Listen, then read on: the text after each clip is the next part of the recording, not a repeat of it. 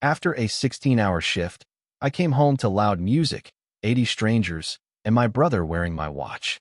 "Surprise!" my dad shouted. "It's his engagement party." Then my mom handed him my keys and said, "The car's yours now." We all voted. I didn't yell. I just smiled and went to my room. The next morning, they woke up to an empty driveway and a letter on the table no one would read aloud.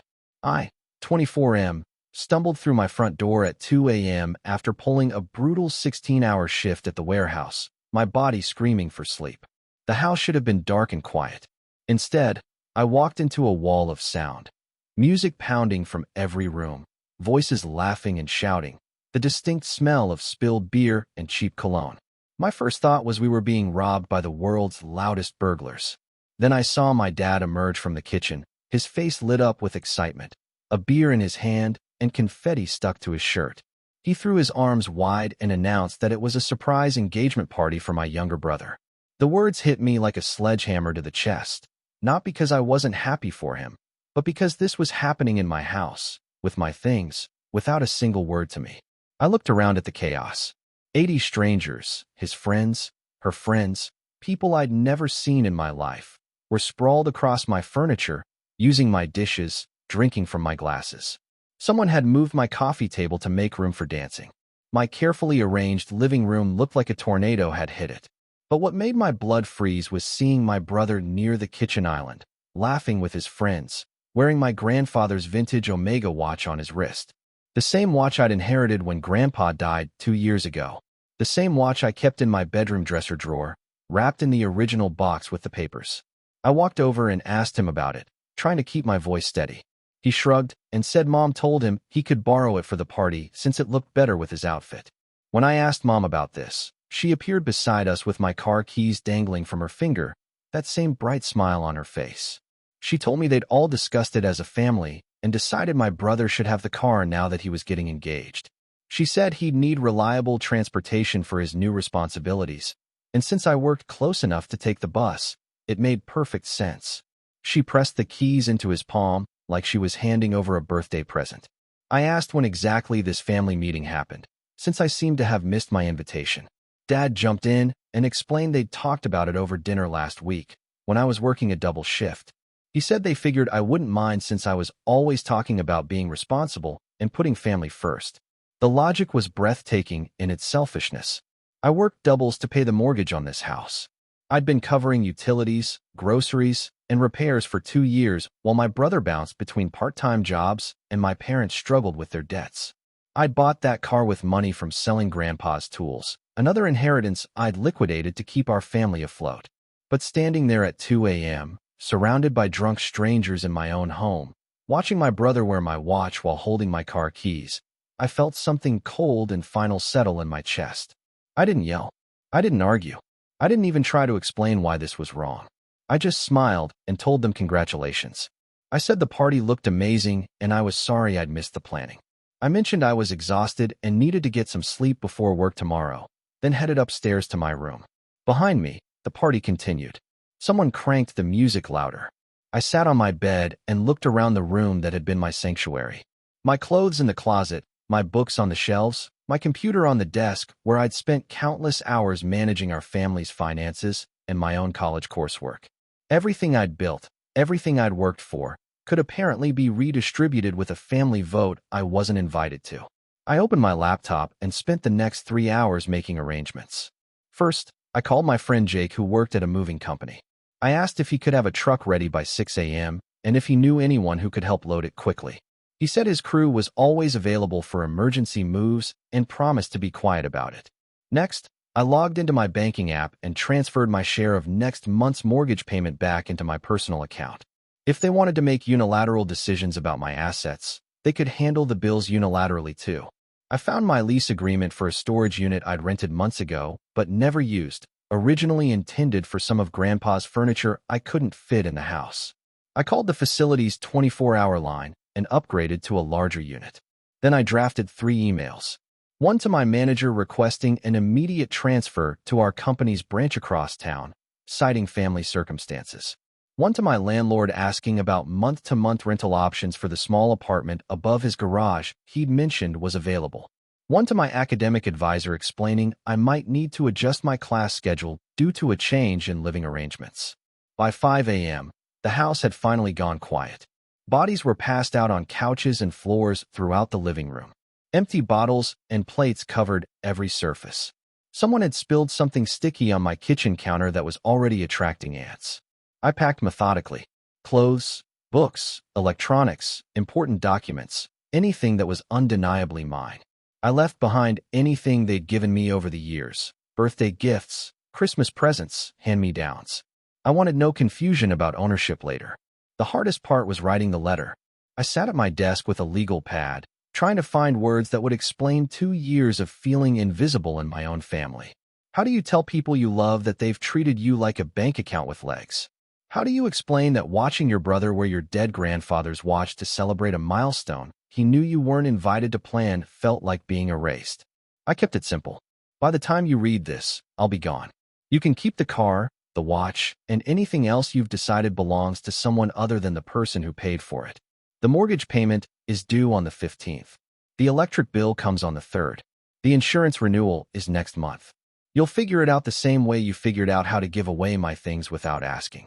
I'm not angry. I'm done. There's a difference. Don't call me until you understand what that difference means. Jake arrived with his truck at exactly 6 a.m., along with 2 other guys who worked like ghosts through the house. We had everything loaded in 40 minutes. The only sound was the occasional snore from someone still sleeping off the party.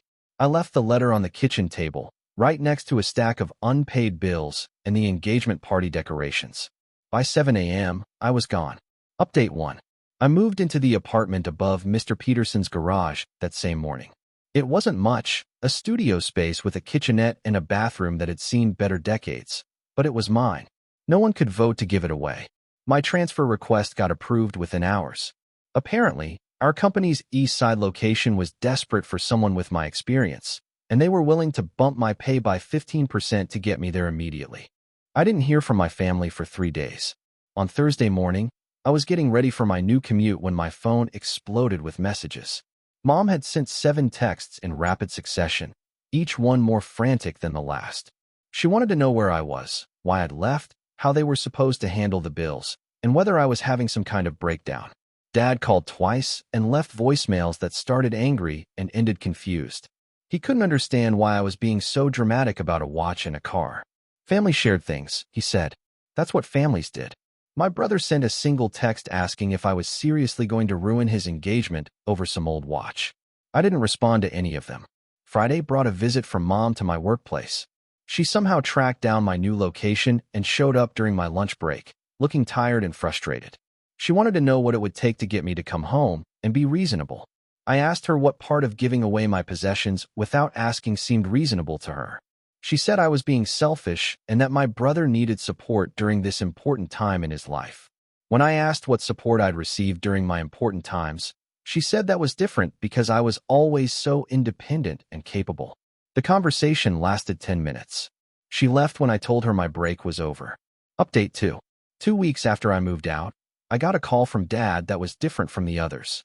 His voice was tired, and he asked if we could meet somewhere to talk. No demands, no accusations, just a request. We met at a diner halfway between our neighborhoods. He looked older than I remembered, and he ordered coffee he didn't drink while I waited for him to say whatever he'd come to say. He told me the mortgage payment had bounced. They'd scrambled to cover it, but my brother's part-time job at the electronics store barely covered his car insurance, and Mom's hours at the salon had been cut. They'd had to borrow money from my aunt to avoid foreclosure notices. I asked how that was my problem to solve. He said it wasn't, exactly, but they hadn't realized how much I'd been contributing to keeping everything afloat. He'd gone through the bills and bank statements and seen the pattern of payments I'd been making. He said he never knew I'd been covering so much. I reminded him that I'd been telling them about the financial situation for months, showing them spreadsheets, asking for help with budgeting. I tried to have family meetings about expenses and responsibilities. But there was always something more important: my brother's job search, Mom's sister's drama, Dad's back problems. He sat quietly for a moment, then admitted they'd taken me for granted. He said they'd gotten used to me handling things, and somewhere along the way they'd stopped seeing it as a favor and started seeing it as just what I did. I told him that was the most honest thing anyone in our family had said to me in years. Then I asked him about the watch. His face changed when I brought it up. He said my brother had given it back the morning after the party, that it was sitting on my old dresser waiting for me.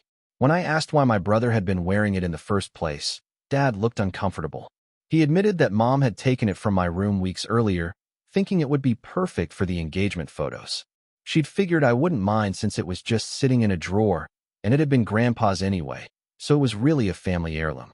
I asked if they'd planned to tell me they'd taken it, or if I was supposed to figure it out eventually when I went looking for it. He didn't answer that question. Update 3. A month after I moved out, my brother showed up at my apartment unannounced on a Saturday morning. I opened the door to find him standing there with the watch box in his hands and an expression I couldn't quite read.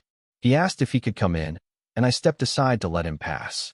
My studio apartment suddenly felt even smaller with him in it, especially since the last time I'd seen him, he'd been laughing with his friends while wearing something he'd taken from my room. He sat down at my small kitchen table and set the watch box between us like an offering. He said he wanted to apologize, but not in the way everyone had been telling him to. He wanted to apologize for something specific. He told me he'd known the watch was important to me. He'd seen me looking at it sometimes, especially on the anniversary of Grandpa's death.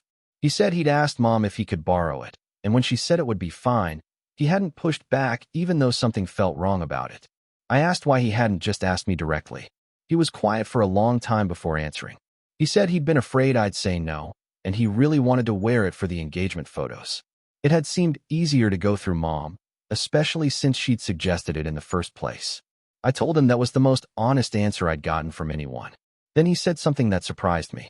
He asked if I remembered when we were kids and I used to help him with his math homework. He said I was always patient with him, always willing to explain things again when he didn't understand. He said somewhere along the way he'd started feeling like he was always the family member who needed help, and I was always the one who had everything figured out. He admitted that part of him had resented that dynamic, even though he knew it wasn't my fault. When Mom suggested he should have the car and the watch, it had felt like finally getting to be the responsible one, the one who got the family support. I told him I'd never wanted to be the family member who had everything figured out.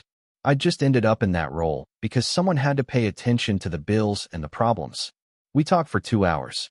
Really talked, maybe for the first time since we were teenagers. He asked what it would take for me to consider coming to family dinners again. I told him it would take the family learning to function without assuming I'd handle everything. It would take them making decisions that included me instead of making decisions about my possessions. Most importantly, it would take time. He nodded and said that seemed fair. Then he pushed the watch box across the table toward me and said it had never really been his anyway. I opened the box and saw Grandpa's watch exactly as I'd left it, down to the way the band was folded. It looked smaller than I remembered, but maybe that was because the whole situation had felt so much bigger in my mind. Update 4. 3 months after moving out, I went to my first family dinner since the engagement party night. My brother had asked several times, but I'd waited until I felt ready rather than letting anyone pressure me into it. The house looked different. Cleaner, more organized, but also somehow smaller. They'd rearranged the furniture and taken down some of the family photos that used to crowd the mantel. Mom had gotten a second job at a different salon, and Dad had started driving for a delivery service on weekends. They were making it work without my financial contributions, but it was clearly an adjustment. Dinner was awkward at first. Everyone seemed to be trying too hard to act normal, which made everything feel artificial. But gradually, the conversation found its rhythm. Dad asked about my new job, and I told him about the promotion I'd gotten for implementing a new inventory system. Mom asked about my apartment, and I described how I'd set up my small space to maximize storage and workspace. My brother asked if I was dating anyone, and I mentioned I'd been seeing someone I'd met at a coffee shop near work. Her name was Sarah, she was a nurse, and she thought my story about moving out was either really brave or really petty, depending on her mood when I told it. Nobody brought up the watch, the car, or the engagement party. After dinner, Mom asked if I wanted to see how she'd reorganized my old room. She'd turned it into a home office where she could do the salon's bookkeeping and Dad could handle his delivery app paperwork. It was strange seeing that space transformed, but not as painful as I'd expected. If anything, it felt like confirmation that I'd made the right choice. The room had moved on without me, just like I'd moved on without it. As I was getting ready to leave, Dad pulled me aside and asked if I thought we could do this regularly. Not necessarily every week, but maybe once a month. I told him we could try it and see how it went. 6 months later, we're still trying it. Some dinners are better than others. Sometimes old patterns start to creep back in, and I have to remind everyone that I'm a guest in their problem-solving process now, not the automatic solution. But we're learning to be a family that includes me rather than a family that assumes I'll handle everything. My brother got married last spring. He asked me to be his best man, and I said yes. He wore his own watch to the wedding, a gift from his new in-laws that actually suited him better than Grandpa's ever had. I still live in the studio apartment above Mr. Peterson's garage. I've been promoted twice at my new job, and Sarah and I are talking about finding a place together next year. I never moved back home, and I never wanted to. Sometimes the best way to save your family is to save yourself first.